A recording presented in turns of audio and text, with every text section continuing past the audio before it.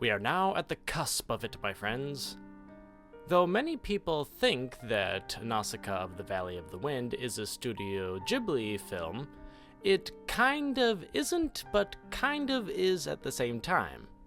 When Miyazaki was approached to create another film, they needed to find an animation studio, so they chose the production company Topcraft, the same studio that has also worked on a bunch of Rankin Bass films, including The Last Unicorn, The Hobbit, and Return of the King.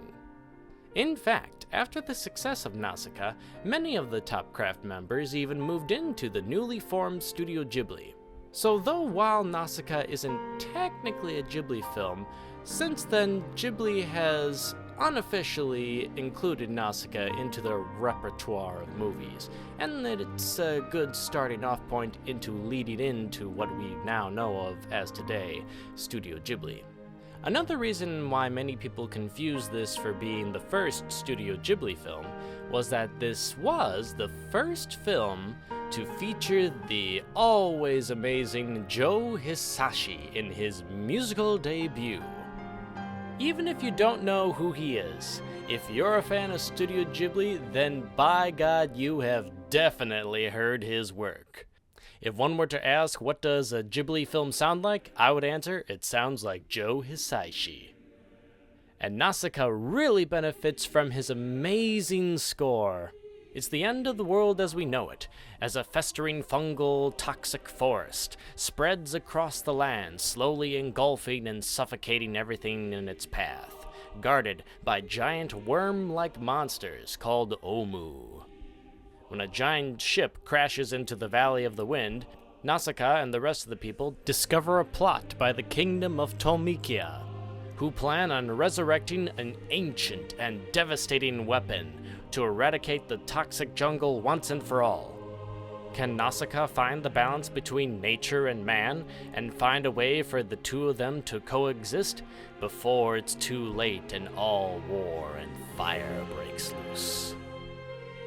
Miyazaki is a big believer in conservation of nature, and this is the first of his movies to really showcase this.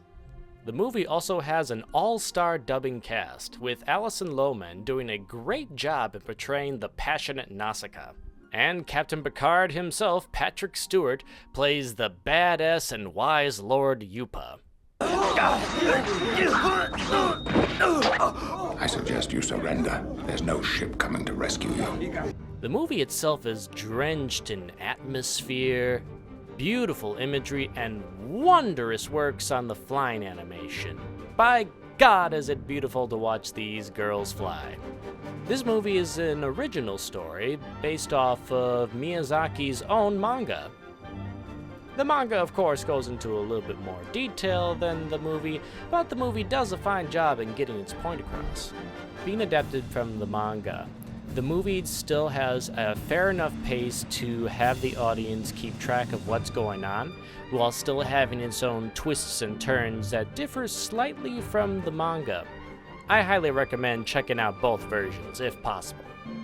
The movie kind of goes more for a chosen one narrative. One person to bring peace among the land, you know, that sort of thing that you see a lot.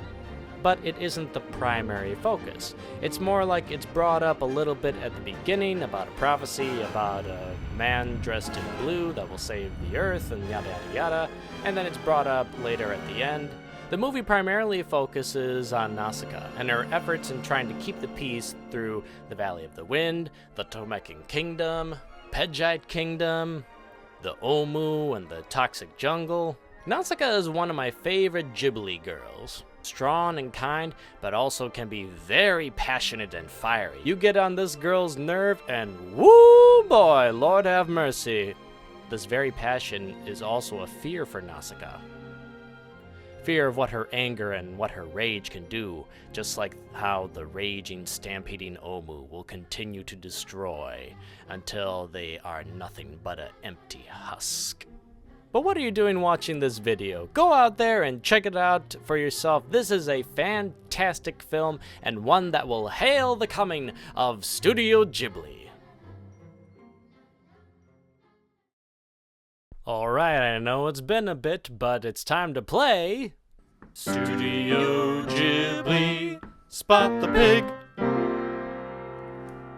This one is a little bit of a stretch, but one could argue the gas mask that the people wear look a little bit like a pig's snout and ears.